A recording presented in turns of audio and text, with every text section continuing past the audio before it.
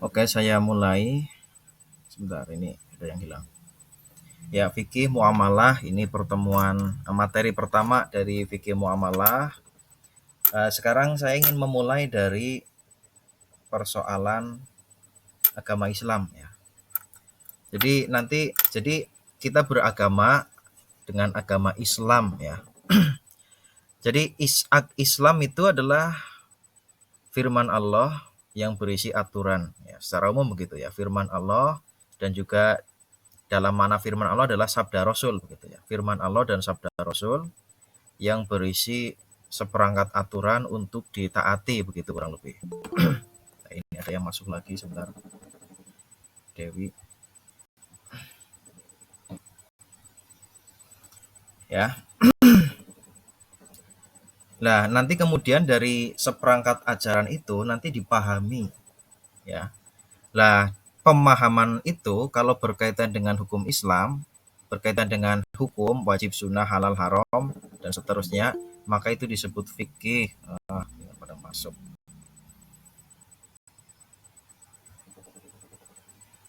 ya. Nah, sekarang definisi Islam secara bahasa dulu, nanti kemudian secara istilah. Islam itu secara bahasa berasal dari kata aslama yuslimu islaman. Artinya itu tunduk. Ya, jadi ajaran agama itu menuntut orang yang beragama untuk tunduk, ya, untuk tunduk. Lah sedangkan asal kata Islam sendiri ya, aslama yuslimu islaman itu asalnya adalah salima yaslamu salaman, yang artinya selamat atau damai. Jadi dengan ketundukan itu orang-orang itu sedang berupaya untuk mencapai kehidupan damai, kehidupan selamat baik di dunia dan di akhirat. Terutama di akhirat dengan ketundukan kita pada ajaran agama ya, maka itu akan mengantar kita pada keselamatan.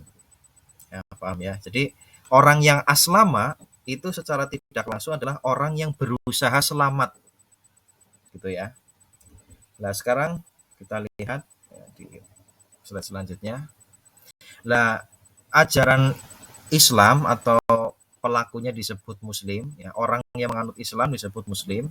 Itu di dalam Al-Qur'an itu sudah muncul istilah-istilah Islam atau muslim sejak Nabi sebelum Nabi Muhammad. Artinya Islam itu sudah ada sejak sebelum Nabi Muhammad. Tadi dalam arti Islam sebagai kepatuhan ya. Kepatuhan semata-mata hanya kepada Allah. Di surat Yusuf, Nabi Nuh mengatakan wa umirtu an aku naminal muslimin. Dan aku diperintahkan untuk menjadi orang-orang yang muslim atau orang-orang yang tunduk. Ya, itu Nabi Nabi Yusuf. Jadi Nabi Yusuf itu sudah mengatakan aku muslim, kurang lebih begitu. Aku adalah orang yang tunduk.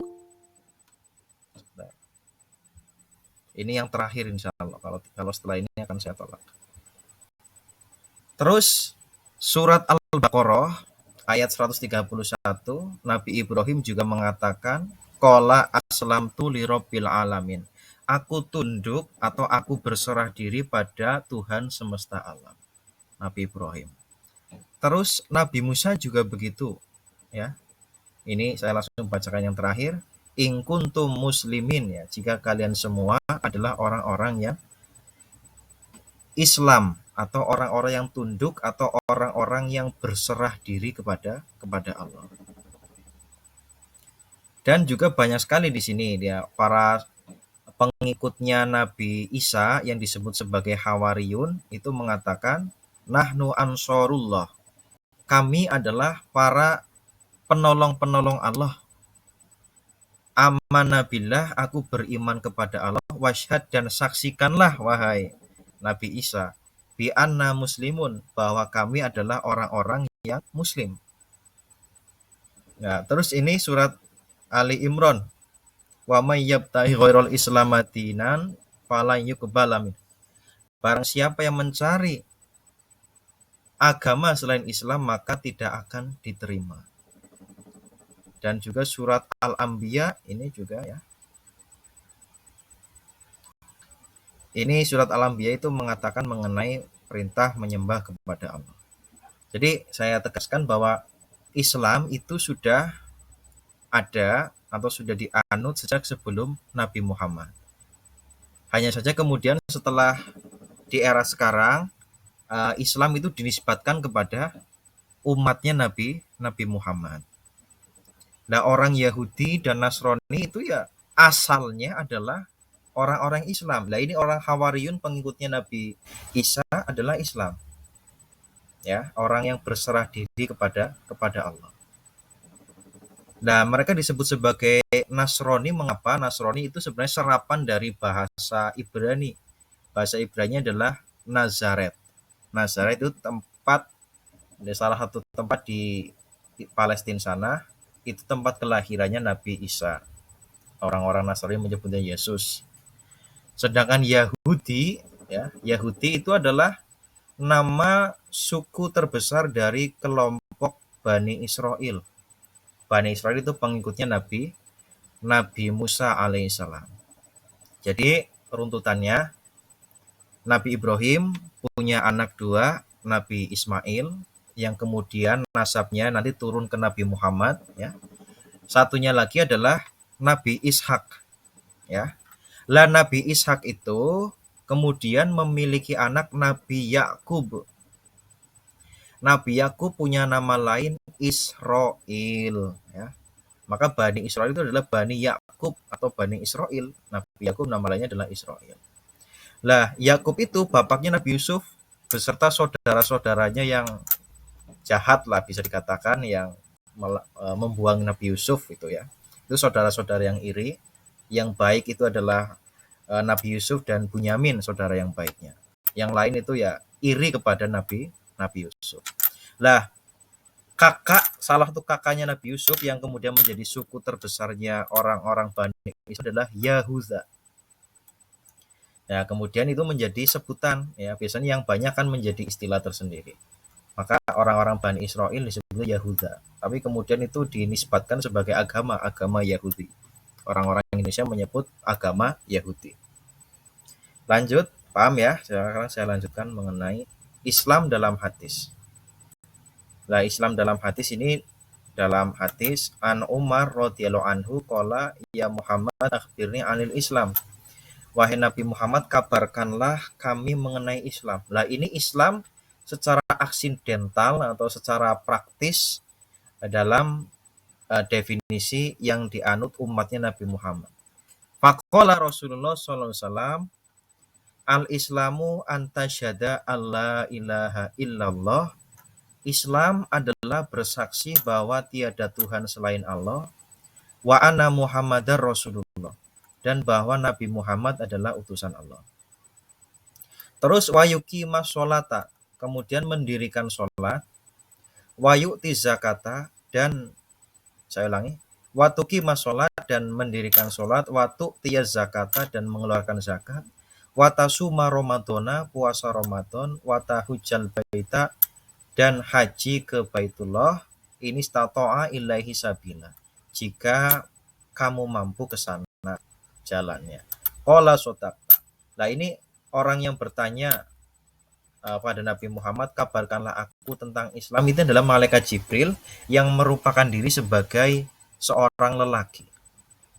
Ini tujuannya apa? Jadi Nabi Muhammad ditanya oleh malaikat Jibril diperintah oleh Allah adalah untuk memberitahu kepada umat sebagai bahwa Islam itu begini.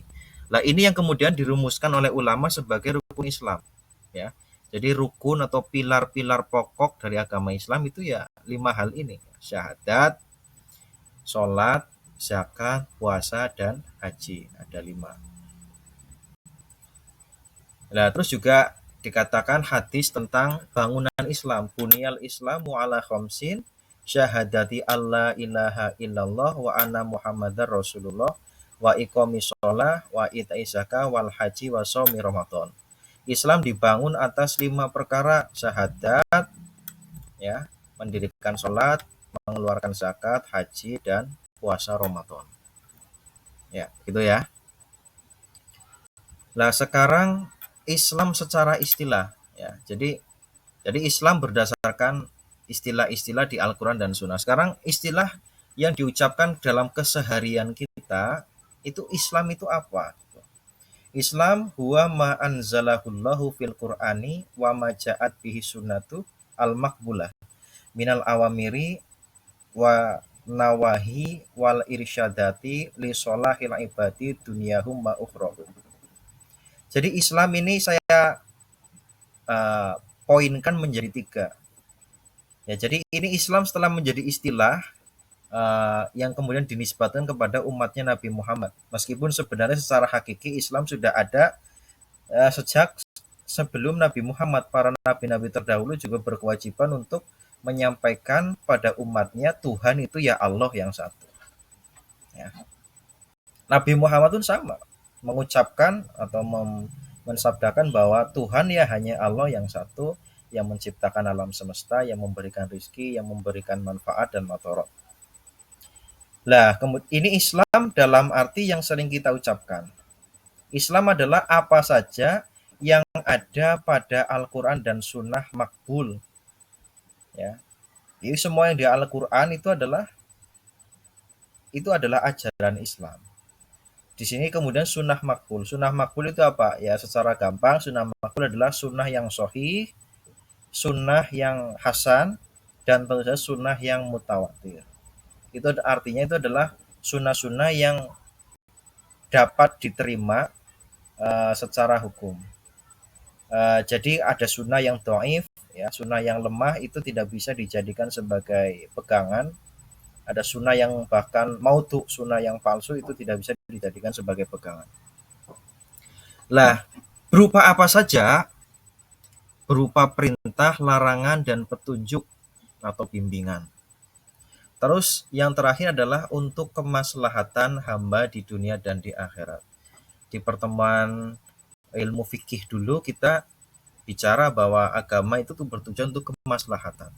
Yaitu perintah-perintah itu agama melarang kita minum khamr karena jelas itu membahayakan akal atau otak kita, nanti jadi kurang connect ya, nanti kalau keseringan nanti rusak akalnya. Melarang kita berzina ya, karena kalau orang yang berzina nanti akan kehilangan kehormatannya. Kalau nanti kemudian melahirkan anak, maka anaknya nasabnya tidak jelas, terkatung-katung, tidak punya bapak yang jelas, ya, dan seterusnya. Oke, jadi ini Islam. Sampai sini dulu, ada yang ditanyakan? Belum ada, Pak. Belum ada. Oke, kalau begitu saya lanjutkan. Jadi kemudian Islam itu, ajaran Islam itu pokoknya terdiri dari tiga hal. Ya, jadi semua isi Al-Quran dan penjelasan-penjelasan Nabi yang berupa perintah, larangan, dan bimbingan itu isinya adalah tiga. Pertama, akidah. Akidah ini berkaitan dengan keimanan, ya, berkaitan dengan keimanan atau kepercayaan, mempercayai Allah, malaikat, kitab, nabi dan rasul, hari akhir, dan qada dan qadar. Terus akhlak. Akhlak ini intinya tiga. Pertama, saya sebutkan dari yang kedua dulu ya. Ini terbalik posisinya. Taholli. Taholli artinya itu mengosongkan atau menghindarkan hati kita dari akhlak-akhlak yang buruk. Jadi akhlak itu sebenarnya adalah pekerjaan hati, bukan pekerjaan yang tampak. Akhlak itu halun lin nafsi, dangiyatun laha ila afkarin min ghairi fikrin wa ru'yatin. Akhlak adalah keadaan jiwa seseorang yang mendorongnya untuk melakukan perbuatan tanpa disertai pemikiran dan pertimbangan. Itu akhlak. Ketika sampean melihat ada pengemis, jenengan langsung memberikan uang tanpa pikir.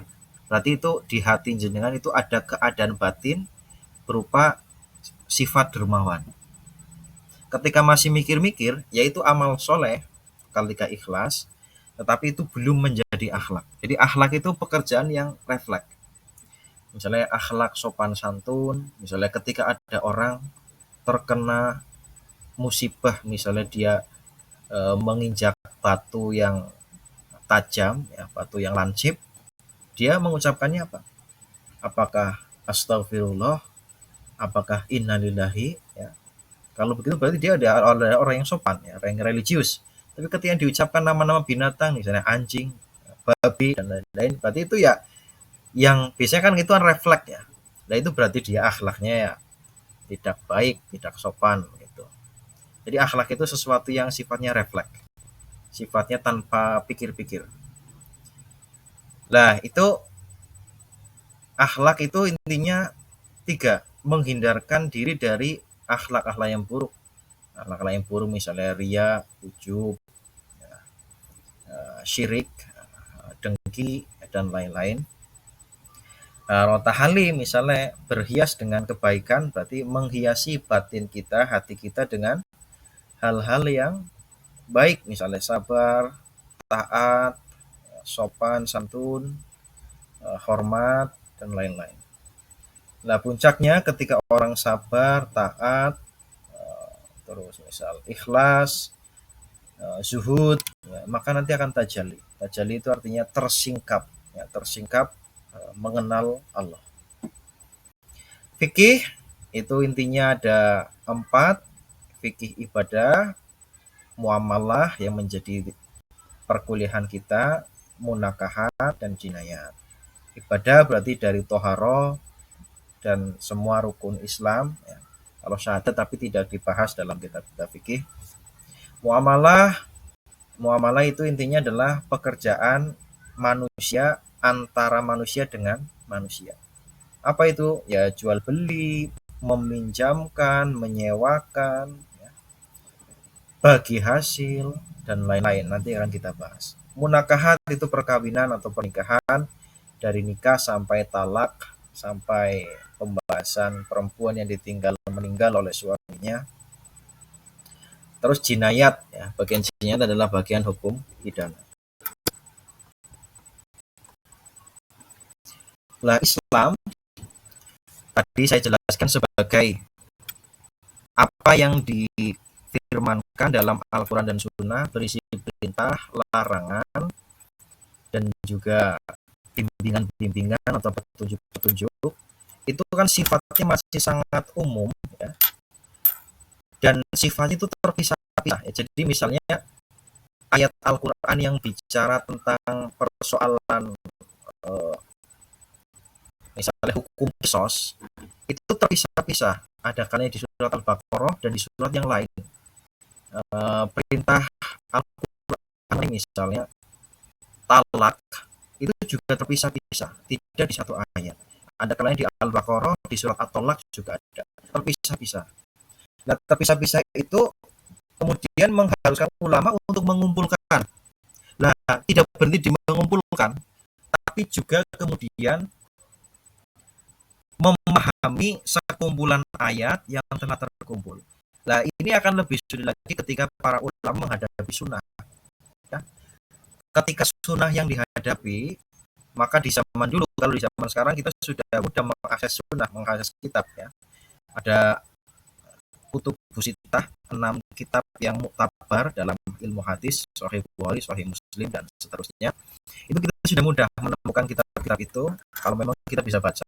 Atau kita menggunakan kitab, kita sudah bisa memiliki aplikasi atau web yang itu berupa apa? Kumpulan kitab sunnah. Misalnya situs Dorarnet atau situs portal hadis, itu kita mencari hadis sangat gampang.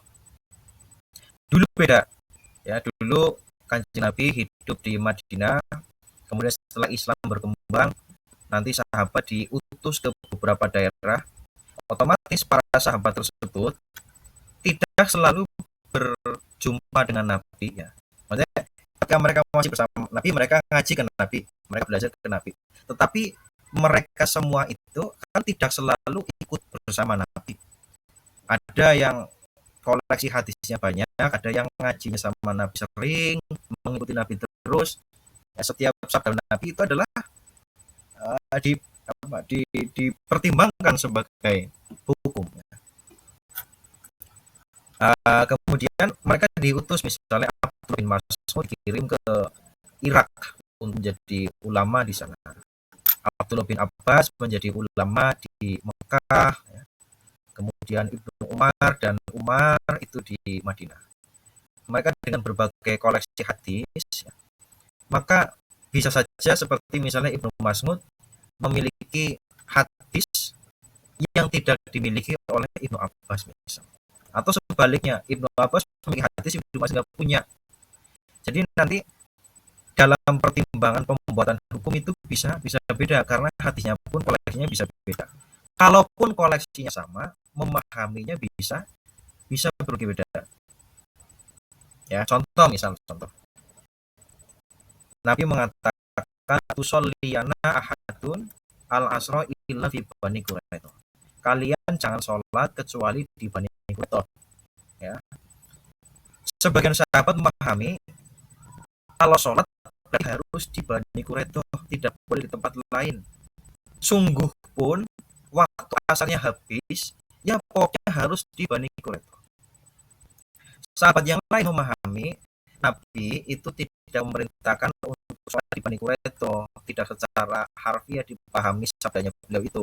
Tetapi Nabi kita agar berjalan cepat sehingga sampai di Bani Quraidah waktu asar masih tersisa, belum masuk waktu maghrib. Artinya apa? Artinya kita ya tetap sholat neng di wae, sing penting dewek melakukannya sing cepet terus niku. Ya, jalannya yang cepat. Lah akhirnya ternyata mereka tidak sampai di Bani Quraidah. Akhirnya satu kelompok itu sholat asarnya di waktu maghrib.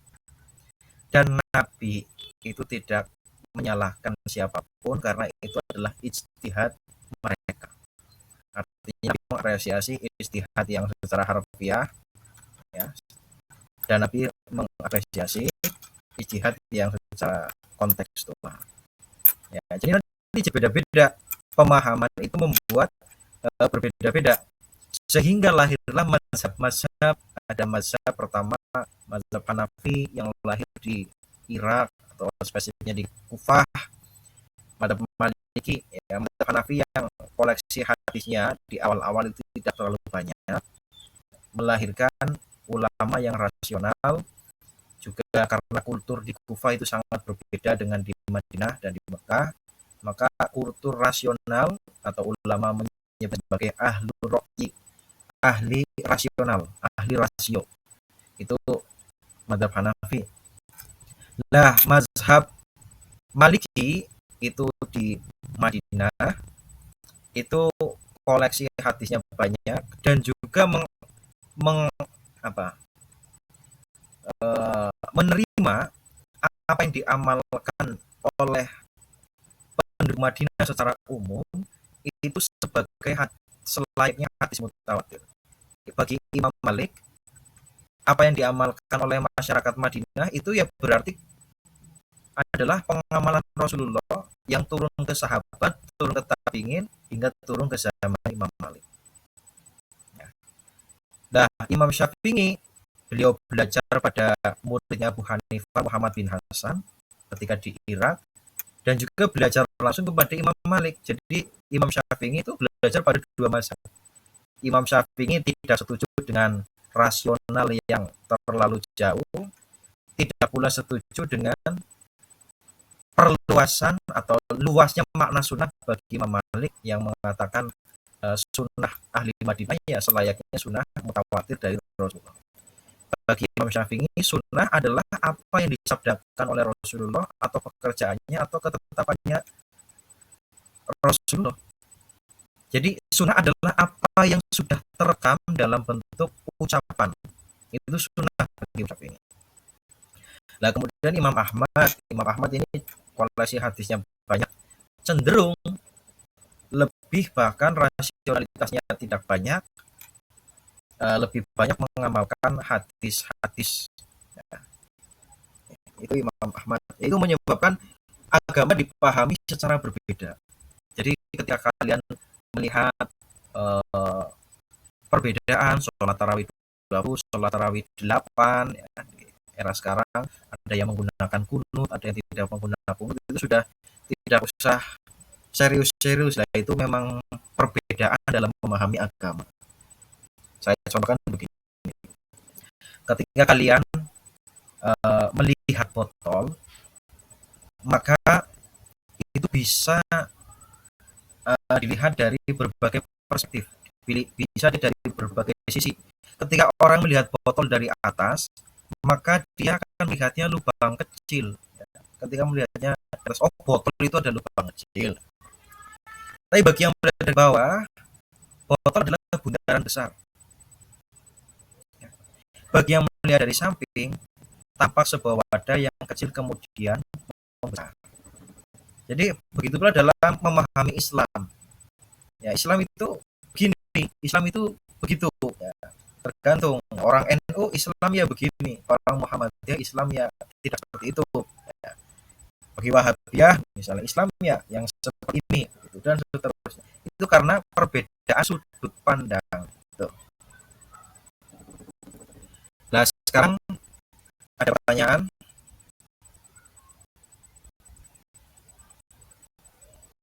Halo, ada pertanyaan tidak?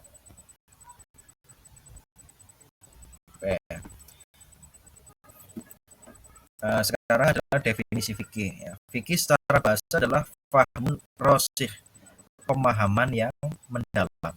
Artinya pemahaman mendalam berarti fikih itu dihasilkan dengan kerja keras, tidak ngasal menemukan satu hadis kemudian mengharamkan, oh, oke haram, ini haram. Menemukan satu hadis langsung mengatakan ini wajib. Ya. Tapi fikih itu adalah pemahaman yang mendalam sehingga dilakukan melalui kerja keras. Proses menghasilkannya disebut sebagai proses ijtihad. Nah, fikih secara istilah adalah ilmun bihukmin syar'iyyin amaliyin muktasabun min dalilin tafsiriyin. Fikih adalah ilmu tentang hukum syariat yang bersifat praktis yang diambil dari dalil-dalil yang terperinci.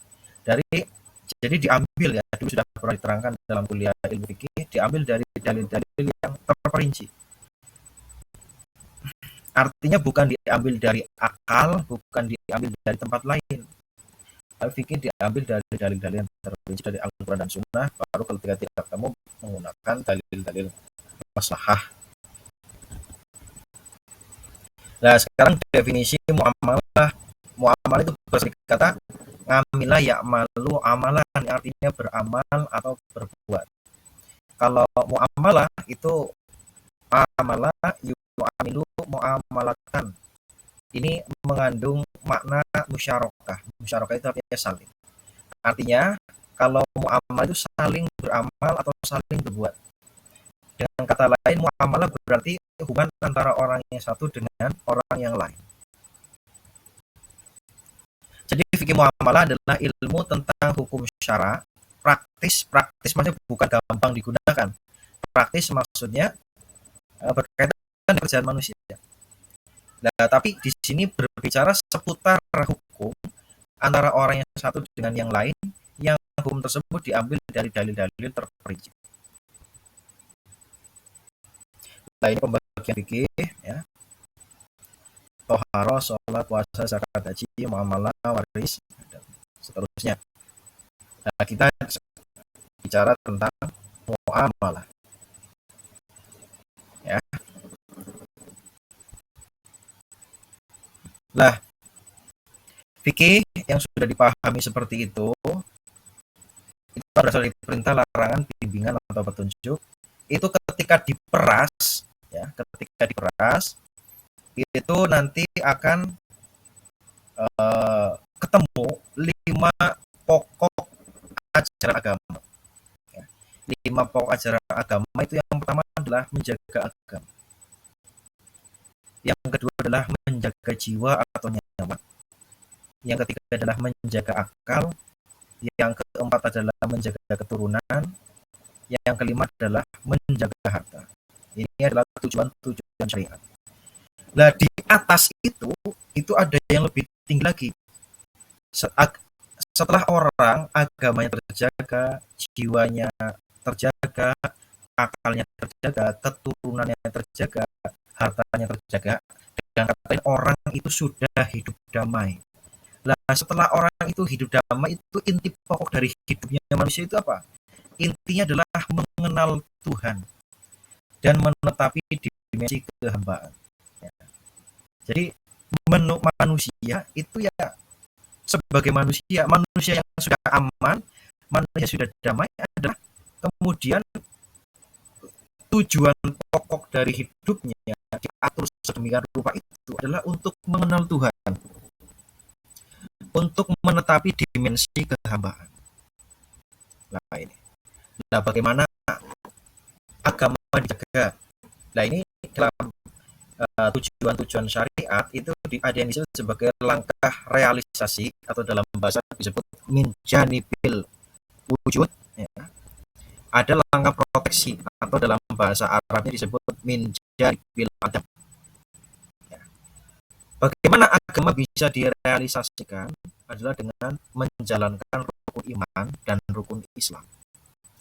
Bagaimana dijaga? Ketika agama terancam, maka harus melakukan jihad fisabilillah. Terus bagaimana agar jiwa terrealisasi? Agama itu memerintahkan untuk mencari makan, mencari minum, dan berpakaian. Nah, agar jiwa manusia tetap aman, maka Islam melarang membunuh, melarang berbuat zalim, adanya sanksi kisos dan dia. Bagaimana menjaga akal adalah realisasinya dengan baca dan menuntut ilmu. Bagaimana akal itu dilindungi? Kalau sampai ada orang yang minum minuman keras, maka dia harus dicambuk dan terusnya. Terus bagaimana jiwa saya ulangi, keturunan itu dijaga dengan perintah menikah. Ya. Maksudnya keturunan yang ideal, yaitu keturunan anak yang memiliki bapak yang sah. Gitu. Maka proteksinya adalah dengan larangan berzina, sanksi ranjam, dan cambuk bagi pelaku zina. Bagaimana harta dijaga? Pengakuan terhadap hak pribadi ini berarti berbeda dengan paham Marxisme yang tidak mengalami kepemilikan dan perintah untuk bekerja. Proteksi dengan jelas Pak, larangan mencuri dan potong tangan. Oke, sampai sini ada yang ditanyakan? Ini slide-nya sudah habis.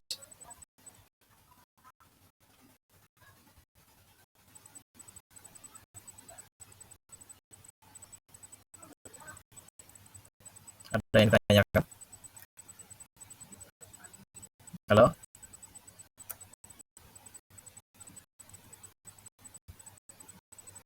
Laila Nurdin masih?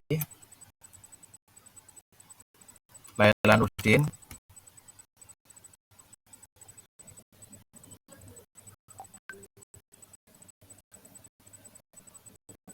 Saya cek absennya ya.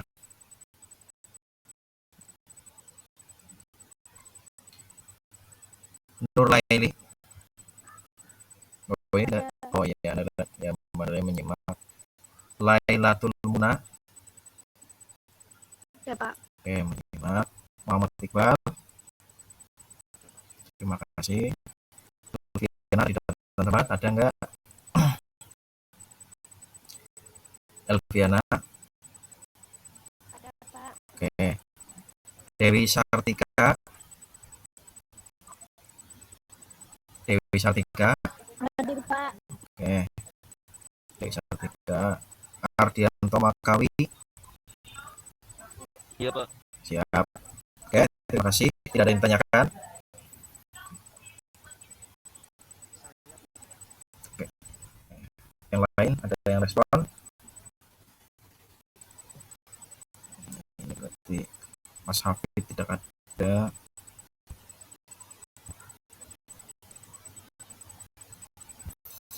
Oke, kalau begitu, kalau tidak ada, saya akhiri. Sampai bertemu di pertemuan yang selanjutnya. Pertemuan selanjutnya kalian bertugas untuk menulis terjemahan yang saya bacakan, ya. Kalau begitu, saya akhiri. Semoga bermanfaat. Assalamualaikum warahmatullahi wabarakatuh.